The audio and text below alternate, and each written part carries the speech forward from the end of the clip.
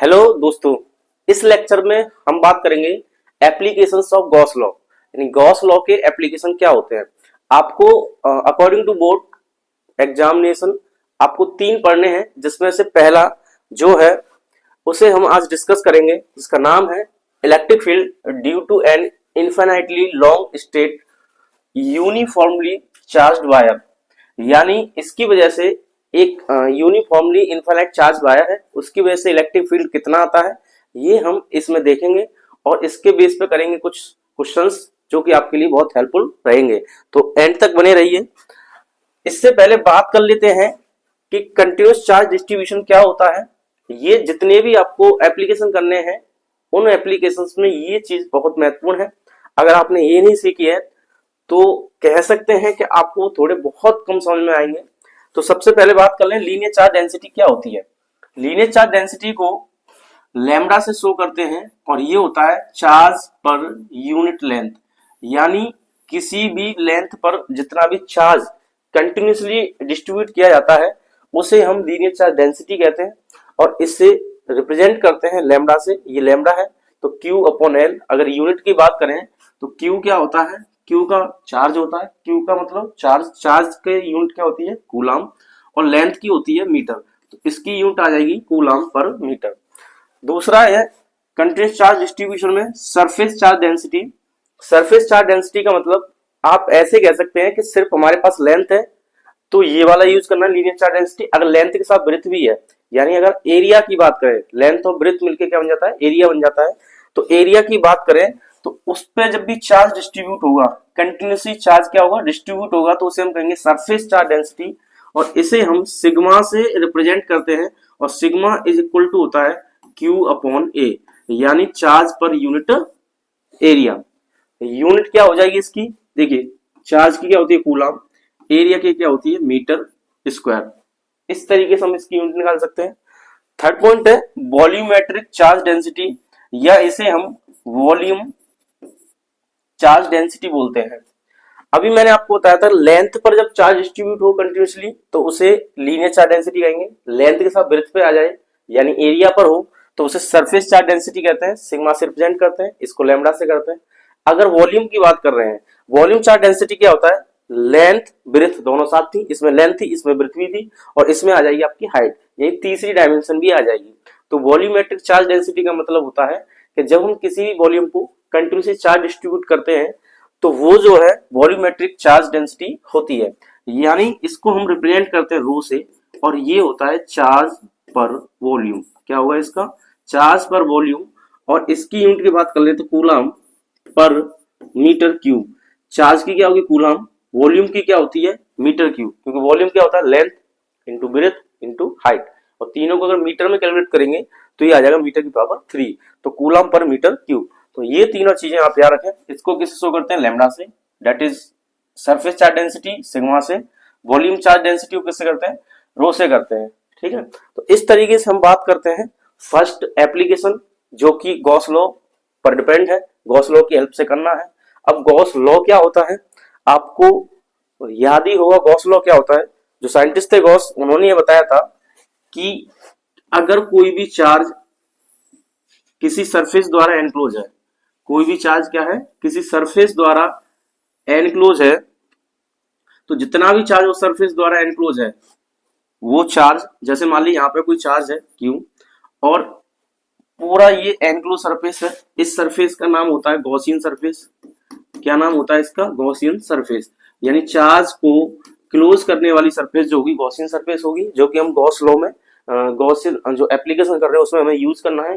Gaussian surface क्या होता है, जो चार्ज को बाउंड करे।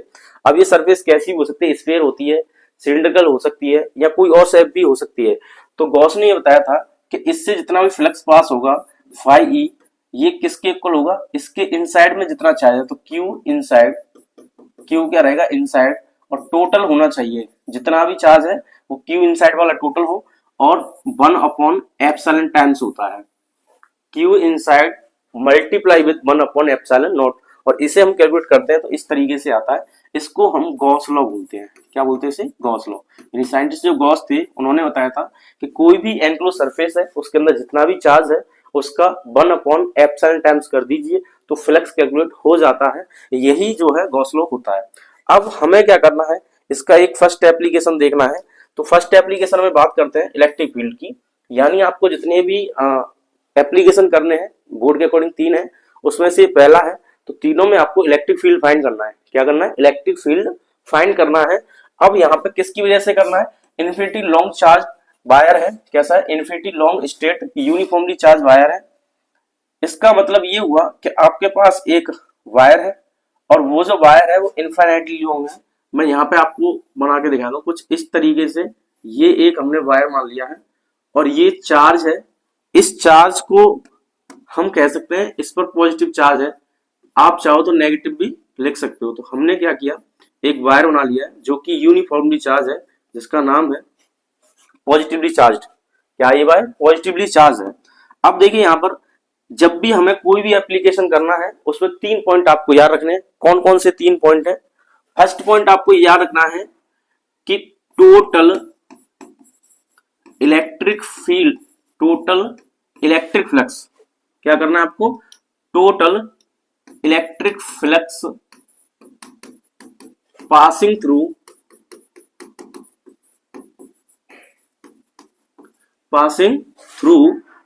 Gaussian surface. यानी आपको 3 पॉइंट याद रखने हैं। इन तीनों पॉइंट से कोई भी एप्लीकेशन बहुत इजीली सॉल्व कर सकते हो। पहला है कि total electric flux passing through Gaussian surface. यानी आप एक गॉसियन सरफेस कंसीडर करेंगे और गॉसियन सरफेस जैसे ही आपको पता लग जाएगी उससे टोटल फ्लक्स कितना पास हो रहा है वो आपको देखना है। दूसरा पॉइंट आप याद रखें, गॉस लॉ यूज करें। क्या यूज करोगे आप, गॉस लॉ। और गॉस लॉ क्या हो गया, phi E equal to q upon epsilon nought. ठीक है। थर्ड पॉइंट पर आप क्या करेंगे, अभी जो बताया था कंटिन्यूअसली या कंटिन्यूअस चार्ज डिस्ट्रीब्यूशन। क्या करेंगे आप, कंटिन्यूअस चार्ज डिस्ट्रीब्यूशन। ये 3 पॉइंट आपको याद रखने हैं। इन तीनों पॉइंटों में क्या करना है, पहले आपको क्या करना है, total electric flux passing through Gaussian surface, एक गॉसियन सरफेस कंसीडर करते हैं और गॉसियन सरफेस कंसीडर करने के बाद उससे हम ये देखेंगे कितना फ्लक्स पास हो रहा है।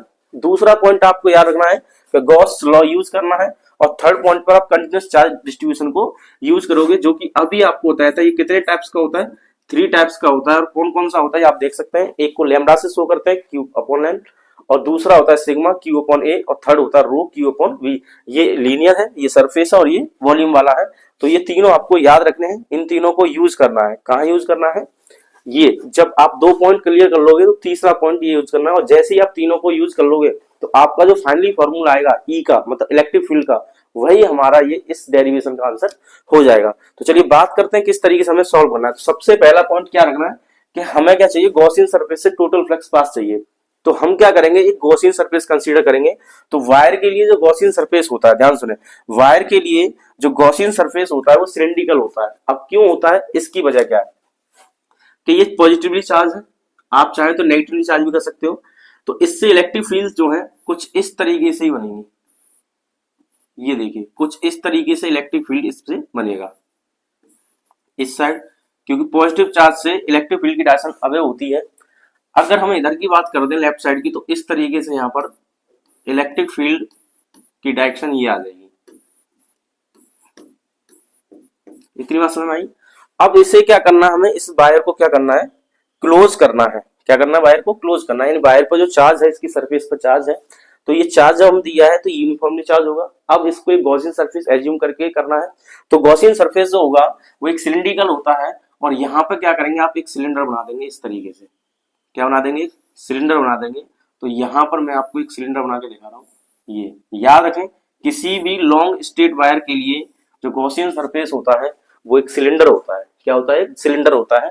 तो हमने ये लिख दिया, ये क्या है, गॉसियन सरफेस, गॉसियन सरफेस। तो यहाँ पे मैंने लिख दिया गॉसियन सरफेस। अब गॉसियन सरफेस में कितनी सरफेस होती है, देखिए आप देख सकते हैं यहाँ पे क्या है, एक सर्कल होता है। एक सर्कल ये हो गया, यानी सर्कुलर शेप हो गई। यहाँ पर सर्कुलर शेप, एक सर्कुलर शेप ये हो गई, 2 सर्कुलर शेप होंगी। और ये जो आपको लाइंस दिखाई दे रही हैं इन्हें कर्व सरफेस बोलते हैं। तो 3 सरफेस होती हैं सिलेंडर में, 2 सर्कुलर टाइप होती हैं और एक कैसी होती है बताइए, एक कैसी होगी, कर्व होगी। अब इन तीनों सरफेस से जितना फ्लक्स आएगा वो हम कैलकुलेट करेंगे, क्योंकि हमारा मैंने आपको बताया पहला पॉइंट आपको क्या करना है कि total electric flux passing through Gaussian surface. तो हमें क्या करना है, इस गॉसियन सरफेस से, यानी पूरा सिलेंडर क्या है गॉसियन सरफेस है, और इसमें भी तीन आपको शेप देखनी है, एक ये सर्कुलर वाली और दूसरी कौन सी है, एक तो ये हो गई, एक ये हो गई, और ये वाली जो है इसे थर्ड कहेंगे, और क्या नाम है इसका, कर्व सरफेस। तीनों सरफेस से हमें फ्लक्स को देखना है। अब देखिए यहाँ पर ये जो डिस्टेंस है यहां से यहां तक की, यहां से यहां तक की जो डिस्टेंस है इसको हम आर कंसीडर कर ले रहे हैं। आर इधर हो जाएगा तो आर इधर भी हो जाएगा। अब ये क्या सिमेट्री है, हम चाहें तो इसे टेढ़ा मेढ़ा भी करके बना सकते हैं, लेकिन सिमेट्री करने से क्या होता है बहुत इजी सॉल्व हो जाता है। अब क्या करें, हमने एक पॉइंट कंसीडर कर लिया यहाँ पर, ये पॉइंट है जिसका नाम है पी, क्या कहेंगे इसे पी कहेंगे। तो इस पे जो इसका जो एरिया वेक्टर होगा, ध्यान सुनिए, इस पॉइंट पी का इस कर्व सरफेस पे जो एरिया वेक्टर होगा, और एरिया वेक्टर जो होता है आउटवर्ड लेना है, क्योंकि सिलेंडर एक 3D सरफेस है। 3D सरफेस का मतलब क्लोज सरफेस, तो 3D सरफेस जो होती है उनके लिए एरिया वेक्टर की डायरेक्शन जो होती है वो आउटसाइड होती है, इनसाइड नहीं कंसीडर करते हैं। तो एरिया वेक्टर की जो डायरेक्शन आएगी वो इस साइड आ जाएगी, और इसका नाम लिखते हैं हम डी ए वेक्टर। और ये जो लाइन थी ये किसकी थी, इलेक्ट्रिक फील्ड की थी, तो यहाँ पर इलेक्ट्रिक फील्ड की डायरेक्शन आ जाएगी। तो हम कहेंगे यहाँ पर एंगल कितना हो जाएगा, जीरो हो जाएगा। कितना हो जाएगा एंगल, जीरो। अब एक पॉइंट हमने यहाँ कंसीडर कर लिया, एक पॉइंट में यहाँ पर कंसीडर कर रहा हूं, इसका नाम मान लीजिए ये हो गया क्यू। क्या हो गया, क्यू। अब क्योंकि आप देखिए इसे, ये एक सर्कल है, कुछ इस तरीके से एक सर्कल होगा, इस पे हमने एक पॉइंट कंसीडर किया, ये इस तरीके से एक सर्कल होगा, इस पे एक पॉइंट कंसीडर किया, इसका एरिया वेक्टर कहाँ जाएगा, ऊपर की ओर। दोबारा समझिए, इस तरीके से एक सर्कल है, इसका एरिया वेक्टर ये हो जाएगा, इलेक्ट्रिक फील्ड लाइन इधर जा रही है, आप देख सकते हैं ये इलेक्ट्रिक फील्ड लाइन से, इलेक्ट्रिक फील्ड लाइन इधर, एरिया वेक्टर उधर, तो ये आ जाएगी डायरेक्शन किसकी हो जाएगी, एरिया वेक्टर की। तो मैं यहाँ लिख देता हूँ डी ए वेक्टर, और ये किसकी डायरेक्शन है, ई वेक्टर की। यहाँ पर एंगल कितना हो जाएगा, 90। दो पॉइंट कंसीडर कर लिए, एक हमने कर्व सरफेस को देख लिया, एक इसको देख लिया। कर्व सरफेस पे हमने क्या है, एक पॉइंट पी कंसीडर किया है, उसका एरिया वेक्टर इधर आया, ई वेक्टर भी इधर आया, दोनों की डायरेक्शन सेम है, इसलिए एंगल कितना हो गया, जीरो हो गया। इधर देखिए एरिया वेक्टर ऊपर, ई वेक्टर इधर, यानी ये एरिया वेक्टर की डायरेक्शन, ये इलेक्ट्रिक फील्ड की डायरेक्शन, दोनों के बीच में एंगल कितना है, 90 है। एक पॉइंट हम यहाँ पे कंसीडर करेंगे तो गॉसियन सरफेस हमारा जो है पूरा कवर हो जाएगा। तो एक पॉइंट मैंने यहाँ पे कंसीडर कर लिया, ये पी हो गया, क्यू हो गया, इसको मैं आर कह देता हूँ। अब क्योंकि मैंने डाउन साइड लिया है, जब अप साइड ले रहे हैं तो एरिया वेक्टर ऊपर। अब ये सर्कल देखिए नीचे वाला है, इसका एरिया वेक्टर कहाँ जाएगा, नीचे की ओर जाएगा, तो डाउन साइड। तो इसका एरिया वेक्टर ये आ गया, और इसका नाम लिखते हैं हम डी ए वेक्टर, और ई की डायरेक्शन इधर है तो ई की डायरेक्शन ये आ गई, और ये 90 का एंगल हो जाएगा। तो कितने पॉइंट कंसीडर किए हमने, 3। अब तीनों को क्या करना है, हमें तीनों पॉइंट से हमें क्या करना है, फ्लक्स फाइंड करना है। और इन तीनों का फ्लक्स जब हम ऐड कर देंगे, यानी ये दो सर्कल से और एक कौन सी है, कर्व सरफेस, दोनों को जब ऐड कर देंगे, सॉरी तीनों को जब ऐड कर देंगे तो हमारा टोटल फ्लक्स पता चल जाएगा, किससे, सिलेंडर से, और सिलेंडर का नाम क्या है, गॉसियन सरफेस। तो हम ये पहला वाला पॉइंट याद करेंगे, total electric flux passing through Gaussian surface. यहां पर हम लिख लेंगे इस चीज को, नंबर 1 क्या करना है आपको, total electric flux passing through, कहां से जाना है, गॉसियन सरफेस। तो आप यहां लिख देंगे गॉसियन सरफेस, और गॉसियन सरफेस से आएगा क्या, हमें टोटल फ्लक्स निकालना है, जी हाँ। तो phi E equal to close integration E vector dot d A vector. फिर दूसरे की बात करेंगे तो close integration E vector dot d A vector, ये फ्लक्स का फॉर्मूला होता है। तीसरे की बात करेंगे तो close integration E vector dot d A vector. इतनी बात समझ आ गई। अब देखिए कितने पॉइंट हमारे पास, 3 पॉइंट है। पहला पी, मैं यहाँ लिख रहा हूँ पी के लिए, ये हो गया क्यू के लिए, और ये हो गया आर के लिए। आप चाहो तो इसे 1 2 3 1 2 3 भी डाल सकते हो, पी क्यू आर डाल सकते हो, ए बी सी कुछ भी डाल सकते हो, कोई दिक्कत नहीं है। अब इसे नेक्स्ट अगर आगे सॉल्व करते हैं तो ये आएगा क्लोज इंटीग्रेशन, इसको ओपन करेंगे तो क्या आता है, डॉट हटता है तो कॉस थीटा आता है, तो यहाँ क्या आएगा कॉस। अब पी पॉइंट पर जो एंगल है वो कितना है, 0 है, तो यहाँ पर लिखेंगे कॉस थीटा, यानी थीटा की जगह पर आ जाएगा 0, प्लस लगाएंगे, इसको जब ओपन करेंगे तो ये आ जाएगा ई डी ए, फिर यहाँ पे कॉस आएगा। अब ये क्यू की बात हो रही है, क्यू पर जो एंगल है डी ए और ई के वेक्टर के बीच में ये कितना है, 90, प्लस लगाएंगे, क्लोज इंटीग्रेशन, ये आ जाएगा ई डी ए कॉस। अब कॉस के साथ यहाँ एंगल कितना आएगा, ये आर है, तो आर के लिए भी कितना, देखिए ये वाला एंगल कितना है, 90, तो यहाँ पे क्या लिख देंगे हम 90। ठीक है ना, कितना लिख देंगे यहाँ पर 90। तो मैं यहाँ लिख दे रहा हूँ, ये हो गया आपका 90। अब देखिए cos 90 की वैल्यू क्या होती है, cos 90 की वैल्यू होती है 0। cos 90 कितनी होती है 0। तो ये वाला टर्म क्या हो जाएगा, देखो इसकी वैल्यू कितनी है 0, तो ये टर्म हो गया 0। इसकी वैल्यू कितनी है 0, तो ये टर्म हो गया 0। अब इसको सॉल्व करेंगे तो e कांस्टेंट है, तो ये आ जाएगा क्लोज इंटीग्रेशन dA, और cos 0 की वैल्यू कितनी है 1, तो इसकी वैल्यू 1 पुट करेंगे, e dA बचेगा, e आ जाएगा बाहर, यहाँ पे क्या बचेगा dA। तो ये फ्लक्स का जो फॉर्मूला आएगा ये आ गया e और dA, क्लोज इंटीग्रेशन dA। तो क्लोज इंटीग्रेशन dA जो मिलेगा ये क्या बनेगा, इससे क्या बनता था एरिया। गॉस लॉ का जब आपको प्रूफ कराया था तो उसमें मैंने आपको समझाया था, ये छोटा सा एरिया यानी dA जो है ये मिलके क्या बनाता है, एक फुल एरिया बनाता है। और फुल एरिया बनाएगा वो कैसे बनाएगा, तो यहाँ लिख देंगे क्लोज इंटीग्रेशन dA। अब यहाँ पर जो एरिया बनेगा ये कौन सा पॉइंट था P, तो वाकई Q और R तो हो गए 0, हमारे पास जो फ्लक्स बचेगा वो P वाला बचेगा। और P क्या है, P कहाँ पर है, कर्व सरफेस पर है। तो कर्व सरफेस के लिए फॉर्मूला कौन सा यूज होता है, ये होता है 2 पाई आर एच। अब यहाँ पर क्या है, एच तो है नहीं, हम इसकी लेंथ लेंगे, तो यहां से यहां तक आप यूज कर लें, ये इसकी लेंथ है, क्या ये, तो 2 पाई आर एल इसका फॉर्मूला हो जाएगा। यानी सिलेंडर के लिए जो कर्व सरफेस का जो फॉर्मूला होता है क्या होता है 2 पाई आर एल। तो 2 पाई आर एल यहाँ पे हम पुट कर देंगे, तो ये आ गया आपका 2 पाई आर एल, और इसको मान लेंगे आप इक्वेशन नंबर फर्स्ट, यह पॉइंट फर्स्ट चल रहा है, तो आप इसको लिख लेंगे। ठीक है ना, नोट कर लीजिए। फाई की वैल्यू क्या आ जाएगी, ई ब्रैकेट में 2 पाई आर एल। 2 पाई आर एल क्यों आया, क्योंकि क्यू पॉइंट पर जो फ्लक्स था वो 0 हो जाएगा क्योंकि एंगल 90 है। आर पॉइंट पर जो फ्लक्स आएगा वो भी कितना हो जाएगा 0, यानी सिलेंडर के ऊपर वाला जो सर्कल है वहां पर भी 0 हो जाएगा, नीचे वाला सर्कल है वहां पर भी क्या हो जाएगा 0। लेकिन उसकी ये बचा क्या हो, चाहिए कर्व सरफेस कुछ इस तरीके से बचेगी, ध्यान सुनिए, ये कर्व सरफेस कुछ ऐसे बनेगी इस तरीके से। तो कर्व सरफेस पर एंगल हमें क्या मिलेगा 0, हर पॉइंट पर 0 मिलेगा। तो हर पॉइंट पर यहाँ पर पॉइंट कंसीडर करेंगे तब भी, यहाँ करेंगे तब भी, यहाँ करेंगे तब भी, तो क्या मिलेगा 0 0 मिलेगा। उस तरीके से हम क्या करेंगे कि यहाँ पर कर्व सरफेस का फॉर्मूला लगा देंगे। कर्व सरफेस के लिए फॉर्मूला क्या है 2 पाई आर एल, तो यहाँ लिख देंगे 2 पाई आर एल, तो फाई की वैल्यू आ गई। नेक्स्ट पॉइंट की बात कर लें, तो पॉइंट नंबर 2 मैंने आपको क्या बताया कि गॉस लॉ यूज करना है। तो from Gauss law, from Gauss law, Gauss law क्या होता है, phi E is equal to q inside upon epsilon nought. अब देखिए यहां पर आप देख सकते हैं कि ये फाई की जो वैल्यू आई है वो कितनी है, ये जो फाई की वैल्यू है आप लिख सकते हैं ई ब्रैकेट में 2 पाई आर एल, ये फाई के इक्वल है तो ई ब्रैकेट में 2 पाई आर एल। तो हम क्या करेंगे, इस फाई की जगह पे लिख देंगे ई ब्रैकेट में 2 पाई आर एल। इतनी बात समझ आई, हमने फाई की जगह पर ये लिख दिया, और ये आ जाएगा क्यू अपॉन एप्सिलॉन नॉट, क्यों फाई की वैल्यू ये भी है और फाई की वैल्यू ये भी है, तो दोनों फ्लक्स को क्या कर देंगे हम इक्वल कर देंगे। और यहां से जो ई आएगा, तो यहां से ई जो आएगा इसको देखिए यहाँ ट्रांसफर कर दें तो आ जाएगा 1 अपॉन, ये हो जाएगा आपका 2 पाई आर एल, ठीक है, और ये हो गया आपका क्यू अपॉन एप्सिलॉन नॉट। इतनी बात समझ में आई।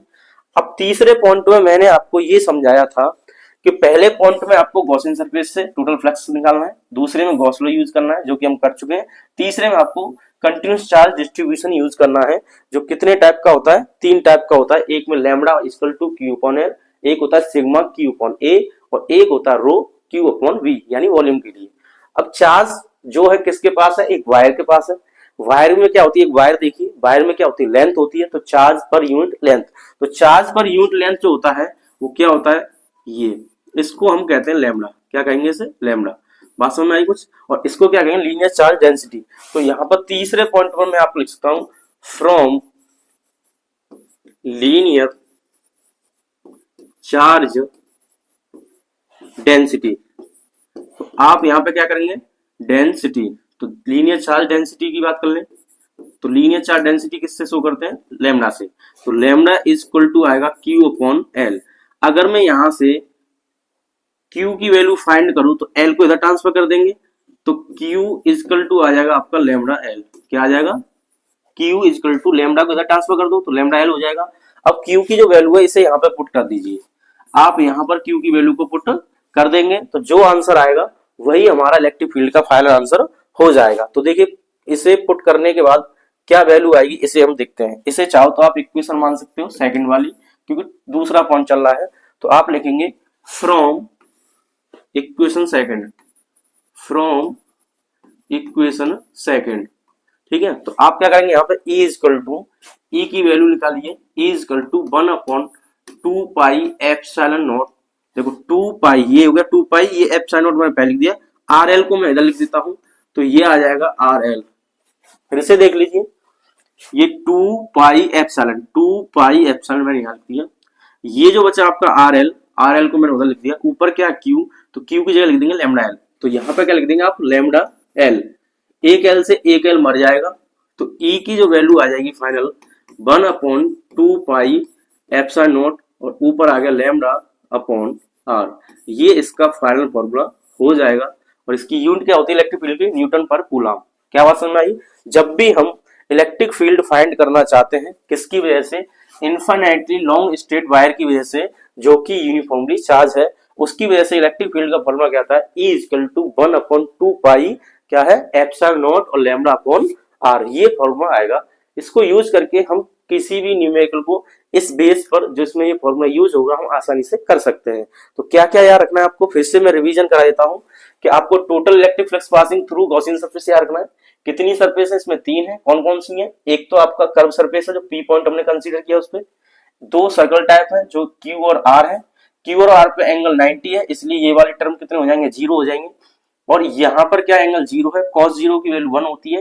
ये यहाँ से बाहर आएगा, यहाँ पे कुछ डी है, डी का मतलब एरिया, और यहाँ पे एरिया की बात नहीं हो रही। पॉइंट पी किस पर है, कर्व सरफेस पे, तो कर्व सरफेस के लिए फॉर्मूला कौन सा आएगा, ऐसे ही तो कर्व सरफेस होगी पूरा सिलेंडर पर, तो कर्व सरफेस के लिए फॉर्मूला लगता है 2 पाई आर एल। तो ये एल क्या, it is the length of cylinder, ये लेंथ क्या है, सिलेंडर की लेंथ है जो हमने एल कंसीडर की है। तो फॉर्मूला हो जाएगा 2 पाई आर एल। इस 2 पाई आर एल को यहाँ पुट कर देंगे डीए की जगह, तो ई के साथ मल्टीप्लाई हो जाएगा, फाई की वैल्यू आ गई। अब फाई क्या होता है, क्यू अपॉन एप्सिलॉन, तो इसकी जगह लिख देंगे क्यू अपॉन एप्सिलॉन, यानी गॉस थ्योरम यूज कर देंगे।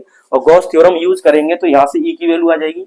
अब यहाँ पे चार्ज को हमें किस में कन्वर्ट करना है, लीनियर चार्ज डेंसिटी में कन्वर्ट करना है। तो Q इक्वल टू क्या आ जाएगा, लैम्डा एल, इसको इधर भेज देंगे, लैम्डा एल को यहाँ पुट करेंगे, एल से एल कैंसिल हो जाएगा, तो E equal to 1/2 epsilon nought lambda upon r. ये फॉर्मूला आ जाएगा। इसकी यूनिट चाहो तो लगा लो, लैम्डा वो न्यूटन पर कूलम। इसे हम सॉल्व करने के लिए इस तरीके से भी कर सकते हैं कि E इक्वल टू 1/2 से मैं मल्टीप्लाई कर दूं न्यूमरेटर में और 2 से कर दूं डिनोमिनेटर में, तो यहाँ पर देखिए हो जाएगा 4 पाई एप्सिलॉन नॉट और ये आ जाएगा 2 लैम्डा अपॉन आर। क्या देखिए फिर से, 2 से मैंने यहाँ मल्टीप्लाई किया तो 2 लैम्डा हो गया, और 2 से मैंने यहाँ मल्टीप्लाई कर दिया, यहाँ कितना हो गया 4। ऐसा क्यों किया, इसे करने से फायदा क्या होगा कि जो भी आप न्यूमेरिकल करोगे तो इसकी वैल्यू आपको याद रहती है कि 1/4 pi epsilon nought equal to होता है 9 × 10⁹। ये आपको याद रहता है और आसानी से आप क्वेश्चन को सॉल्व कर सकते हो। अदरवाइज आपको ये करना है 1/2 एप्सिलॉन नॉट की वैल्यू निकालिए तब भी हो जाएगा, पर मेरा मानना है कि यहाँ पर 2 से मल्टीप्लाई यहाँ कर दें, 2 से मल्टीप्लाई यहाँ कर दें, तो ये फॉर्मूला ये जो है 2 pi epsilon not 4 pi epsilon not में कन्वर्ट हो जाएगा। और 1/4 पाई एप्सिलॉन नॉट की वैल्यू आप अब तक याद करते आ रहे हो तो इजी हो जाएगा क्वेश्चन करना, ठीक है ना। तो आप इसे नोट कर लीजिए।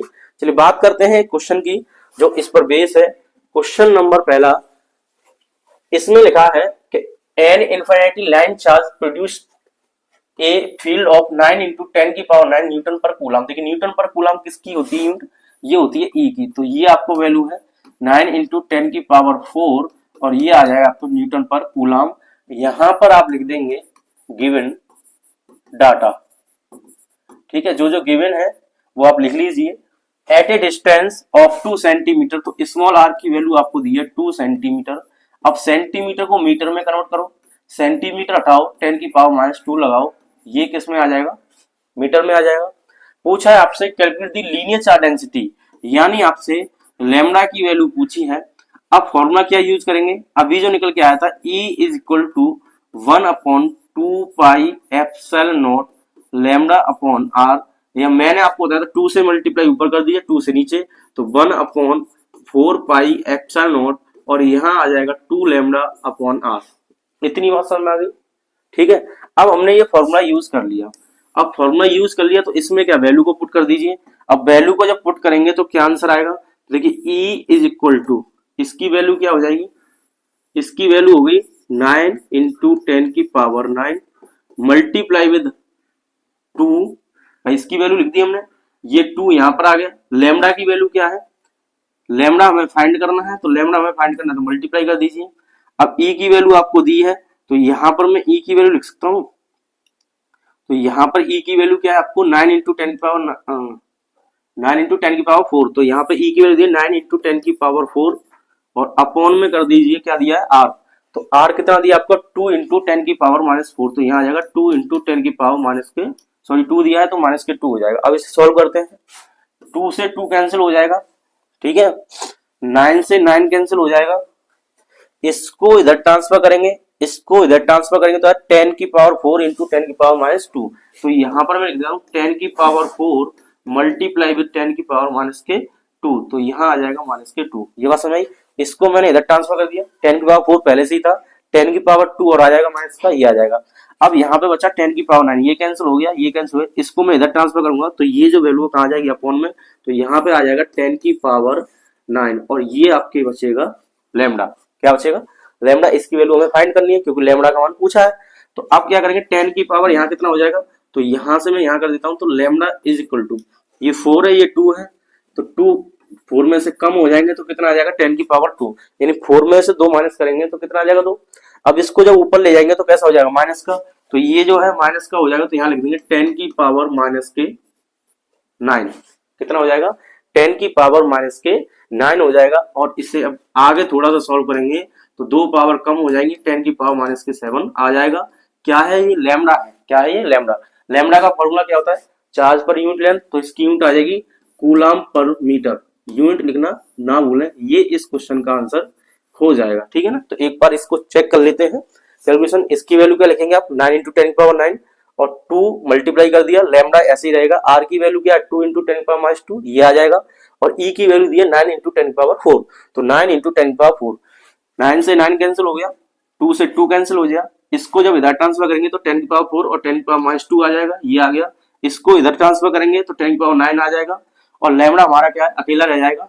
इसकी हमें वैल्यू फाइंड करनी है। इसको जब ऊपर ले जाएंगे तो कैसा हो जाएगा -9, तो -9 हो गया और 4 में से 2 गई तो कितना हो गया 2। तो इसमें से इसे घटाएंगे तो कितना आ जाएगा 7 माइनस का, और यूनिट क्या हो जाएगी कूलम पर मीटर। क्यों हो जाएगी? क्योंकि लैम्डा इक्वल टू होता है Q पर L, charge per unit length. इसकी यूनिट कूलम और इसकी यूनिट हो जाएगी मीटर। यूनिट लगाना ना भूलें। तो इस क्वेश्चन का आंसर हो गया। चलिए नेक्स्ट क्वेश्चन की बात करते हैं। नेक्स्ट क्वेश्चन है an infinite line charge produces a field of 18 into 10 की पावर 4।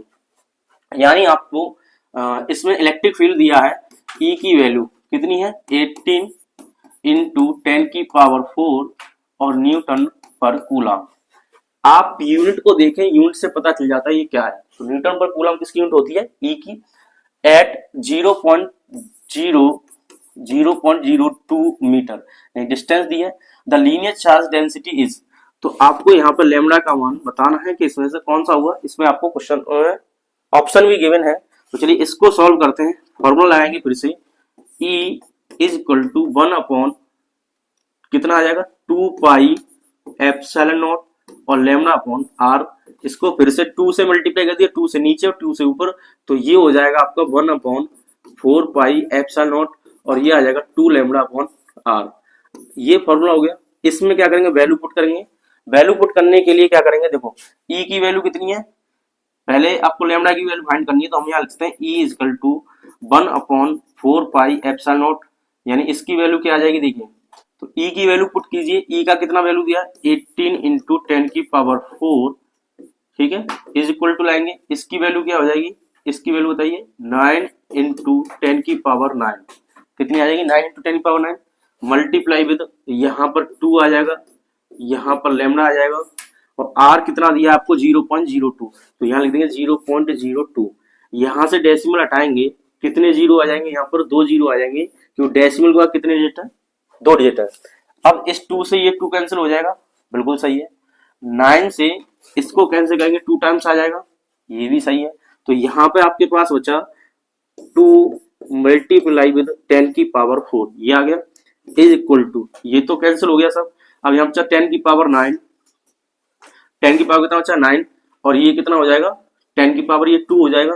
तो हम लिख सकते हैं 10 की पावर 9 मल्टीप्लाई विद 10 की पावर 2 और मल्टीप्लाई विद लैम्डा, यही तो बचेगा। ये आ गया 9 और ये हो गया 2 और ये आ गया लैम्डा, बाकी सब कैंसिल हो गया। अब इसको जब सॉल्व करेंगे तो ये आ जाएगा 10 की पावर 11 मल्टीप्लाई विद लैम्डा, और ये आ गया 2 इंटू 10 की पावर 4। इसको यहां से उठा के यहाँ ट्रांसफर कर दीजिए, तो लैम्डा की वैल्यू क्या आ जाएगी 2 इंटू 10 की पावर 4। इसको जब इधर लाएंगे तो अपॉन में आ जाएगा 10 की पावर 11, और ये लैम्डा की वैल्यू आ जाएगी। तो यहाँ से हम सॉल्व कर सकते हैं 2 इंटू, जब ये ऊपर जाएगा तो कैसा हो जाएगा माइनस का, -11 से अगर 4 को कर देंगे, ये आ जाएगा आपका 4 इंटू 10 की पावर -11। अब आप इसे सॉल्व कर लीजिए तो कितना आ जाएगा, ये आ गया आपका 2 इंटू 11 में से 4 गए तो 10 की पावर आ जाएगा -7। ये आ जाएगा कूलम पर मीटर, ठीक है ना। तो ये इस क्वेश्चन का आंसर हो जाएगा, क्या हो जाएगा, ये वाला। इसको आप ऑप्शन में देखिए 2 इंटू 10 की पावर -7, तो 2 इंटू 10 की पावर -7, ये पहला ही ऑप्शन इसका आंसर हो जाएगा। बात समझ में आ गई, थोड़ा मैंने इधर उधर कर दिया, आप सीरीज में देख ले। पहले ये फॉर्मूला लगाए, ई की वैल्यू लगाए, यहाँ पे ई की वैल्यू जैसे ही आप यहाँ पे ई की वैल्यू लगाओगे, इधर की वैल्यू क्या आ जाएगी 9 10 की पावर 9, ये आ जाएगा 2। लैम्डा हमें फाइंड करना है, आर की वैल्यू 0.02 लिखेंगे, डेसिमल हटाएंगे 2 डिजिट है तो 0 उड़ा देंगे। अब 2 से 2, ये 2 से 2 कैंसिल हो जाएगा, 9 से ये 2 टाइम्स हो जाएगा, तो इधर बचा 2 इंटू 10 की पावर 4, तो 2 इंटू 10 की पावर 4, और ये 9 है, और ये पावर कितनी हो जाएगी 2, तो मिलेगा 9 इंटू 10 की पावर 2, यानी 10 की पावर 9 और 10 की पावर 2, और यहाँ पे अभी लैम्डा भी बचा है तो लैम्डा लिख दीजिए। ये टोटल मिलके 11 हो जाएंगे, 11 को इधर ट्रांसफर कर दिया 2 इंटू 10 की पावर 4, और 11 से इसमें क्या कर देंगे, डिवाइड कर देंगे पावर से। अब इसको ऊपर ले जाएंगे तो माइनस का हो जाएगा, -11 से 4 जाएंगे तो -7 हो जाएंगे, और ये 2 का मल्टीप्लाई चलेगा। इस हिसाब से ऑप्शन नंबर फर्स्ट आपका सही आंसर हो जाएगा। चलिए नेक्स्ट क्वेश्चन की बात कर लें। An infinite line charge produces a field of 18 into 10 की पावर 4। तो यहाँ पे इलेक्ट्रिक फील्ड दिया आपको 18 into 10 की पावर 4। देखिए यहाँ पे 18 मल्टीप्लाई विद 10 की पावर 4 न्यूटन पर कूलम, तो न्यूटन पर कूलम ये हो जाएगा। डिस्टेंस कितनी दी आपको 2 मीटर, तो आर की वैल्यू कितनी दी आपको 2 metre. From it the linear charge density is, तो क्या पूछा इसमें, लैम्डा पूछा है, तो फॉर्मूला फिर से लगाएंगे 1 अपॉन, डायरेक्ट लगाता हूं मैं ये वाला, 4π2 लैम्डा अपॉन आर, और इसको जब सॉल्व करेंगे तो जो आंसर आएगा वही इस क्वेश्चन का आंसर हो जाएगा। तो इसे सॉल्व करते हैं, तो ई की वैल्यू क्या है, ई की वैल्यू आपको दी है 18 इंटू 10 की पावर 4, इसका कितना हो जाएगा 9 इंटू 10 की पावर 9, और 2 मल्टीप्लाई लैम्डा, 2 मल्टीप्लाई क्या हो जाएगा यहाँ पर लैम्डा हो जाएगा। तो यहाँ दोबारा लिख देता हूँ 2 इंटू लैम्डा अपॉन आर की वैल्यू क्या है आपके पास 2 है, ठीक है ना। अब हमें क्या निकालना है, लैम्डा निकालना है। तो अब आप यहाँ से खुद से कैलकुलेशन कीजिए और इसका आंसर हमें बताइए, ठीक है ना। तो इस वीडियो में इतना ही, मिलेंगे नेक्स्ट लेक्चर में जिसमें हम देखेंगे एप्लीकेशन ऑफ गॉस लॉ का सेकंड एप्लीकेशन, जो कि चार्ज प्लेट के लिए होगा, ठीक है ना। तो नेक्स्ट वीडियो मिलते हैं, जब तक के लिए हंसते रहिए, मुस्कुराते रहिए, पढ़ते रहिए। जय हिंद।